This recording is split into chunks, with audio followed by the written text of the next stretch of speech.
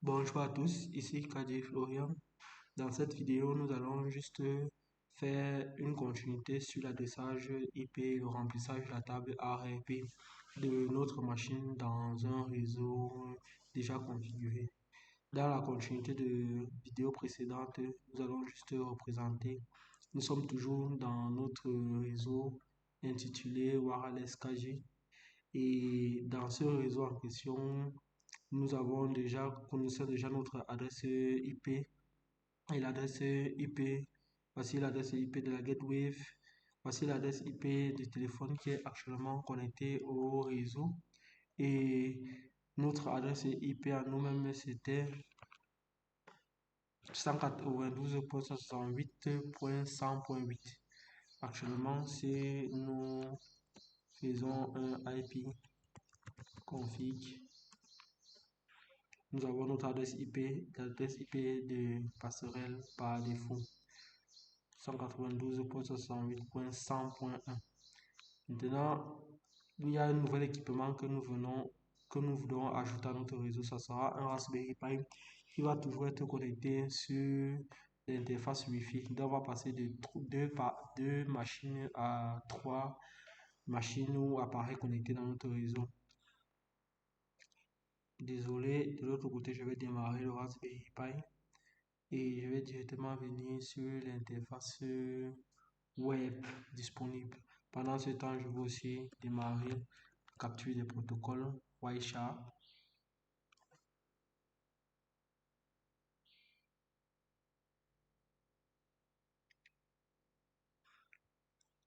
Une fois que Wireshark est démarré, je me place sur l'interface Wi-Fi.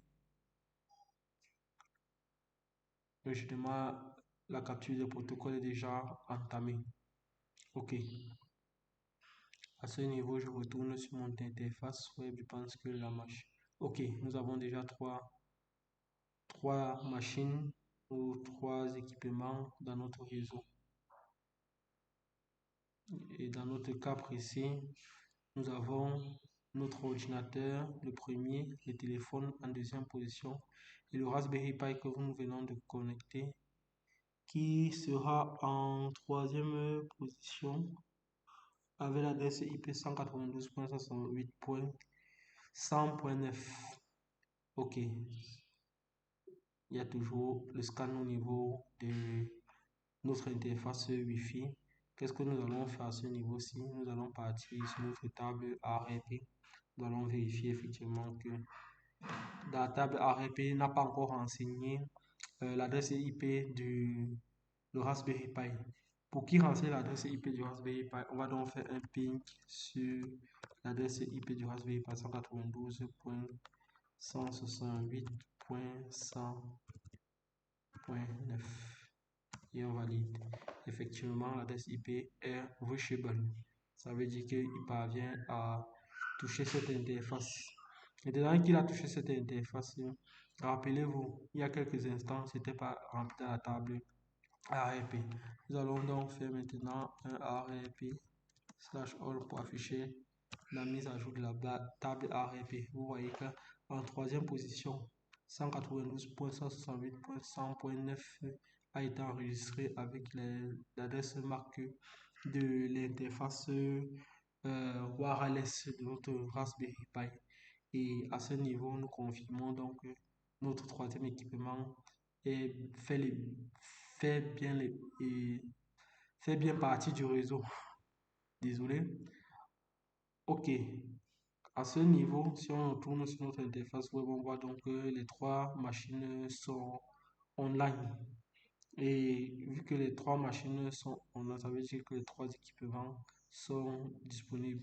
Donc, sur ce, je peux faire donc un admin ping sur la deuxième adresse IP du téléphone 192.168.100.4. Effectivement, elle est toujours disponible. Vu qu'elle est toujours disponible, ça veut dire que les trois machines sont effectivement online. Maintenant, pour vérifier au niveau du... Bon, j'ai déjà cette table. Ok, vu que tous les éléments sont déjà disponibles, nous allons retourner sur notre protocole Wireshark et sur le protocole Wireshark, je dis protocole logiciel Wireshark, nous allons faire ceci, nous allons donc arrêter la capture des protocoles, nous allons enregistrer le fichier avec, on va juste dire le nom, ce qu'on voudrait de nos fichiers. Ça sera juste ARP.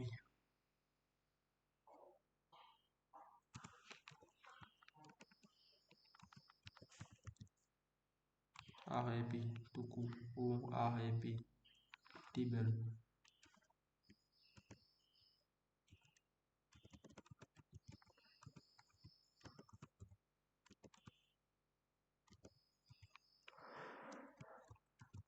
Ok, on valide.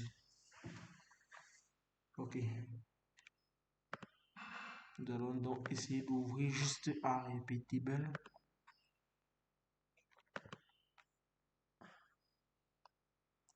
C'est ce qui est déjà ouvert. Bon, maintenant, on va faire un scan par protocole. Dans le protocole ARP, on va scanner. Ok. La ligne qui nous intéresse cette fois-ci, c'est la période à laquelle l'adresse IP de notre Raspberry Pi a été ajoutée au réseau, c'est-à-dire 192.168.100.9. Regardez bien qu'au début de la vidéo, ou au tout début, on n'a pas cette information. L'information n'apparaît nulle part tout au long de la vidéo. Mais au moment où, voilà ça, au moment où on fait la requête, c'est-à-dire on lui demande who has IP address 192.168.100.9, tel c'est la machine, c'est qui fait la requête. Il demande, quand il demande l'équipement Raspberry Pi répond en disant 192.168.100.1, c'est moi et voici mon adresse MAC. Quand il lui donne cette information, l'équipement, c'est-à-dire notre ordinateur, va prendre cette information-ci et directement stocker ça dans sa table ARP. Et lorsqu'il a stocké ça dans sa table ARP, à n'importe quel moment, il ne va plus poser la question de savoir où has, parce qu'on parcourt le protocole, on voit effectivement que tout au long de la procédure, il ne va plus poser cette question parce qu'il a déjà enregistré ça dans sa table ARP. Par contre, dans une prochaine vidéo, on va essayer de faire une requête sur, lorsqu'on aura plus d'équipements, on va essayer de faire des requêtes sur des équipements qui ne font pas partie de notre réseau ou qui étaient dans le réseau et qui sont sortis du réseau. Certes, la table ARP sera toujours renseignée, mais au niveau de ICMP, nous allons regarder directement au niveau de ICMP protocole. Comme tout à l'heure, nous voyons qu'au début de la vidéo, à aucun moment il est mention de l'adresse IP 192.168.9. C'est à ce moment-ci, à cet instant précis, que nous avons une requête sortante pour le ICMP et nous avons une réponse qui a été enregistrée directement dans notre table d'adressage ou la table ARP de notre machine. Et tout au long de la vidéo, nous nous rendons compte que les requêtes sortantes et entrantes signalées par ces flèches ne sont plus nécessaires puisque c'est déjà dans notre table. C'est lorsqu'il n'a pas cette information qu'il doit faire. Et je profite déjà pour expliquer ces éléments. Si à un moment vous voyez que on écrit destination unreachable et ici là destination unreachable, network unreach. Ceci est dû au fait que généralement lorsque vous êtes connecté par Wi-Fi à un réseau, la connexion, si vous avez par exemple ce qu'on appelle des pertes de connexion à des moments particuliers. Par exemple, si vous vous éloignez par exemple trop de votre point d'accès Wi-Fi, si à un moment le point d'accès Wi-Fi s'éteint ou je ne sais pas pour quelle autre raison. Effectivement, à ce moment-là, le ICMP dont le PIN ne va pas passer. Et ce PIN qui ne va pas passer va être signalé ici là en noir comme vous l'avez vu pour le mettre en exergue. Et on va pouvoir matérialiser cela physiquement ou graphiquement dans le logiciel qui avait été introduit dans une vidéo précédente, à savoir PRTG, où nous, nous- ce qui nous permettait de faire un monitoring de notre réseau, à savoir lorsqu'une adresse ou lorsqu'un équipement fait partie du réseau, ne fait pas partie du réseau, comment être informé quasiment en temps réel du fait que cet équipement ait quitté le réseau ou est joignable ou disponible dans le réseau. C'est effectivement à travers ces protocoles ICMP qui doit être fait quasiment toutes les secondes ou moins d'une seconde, en tout cas en fonction de comment l'administrateur réseau l'aura paramétré pour savoir si l'équipement actuellement est toujours disponible dans notre réseau ou s'il n'est plus disponible dans notre réseau.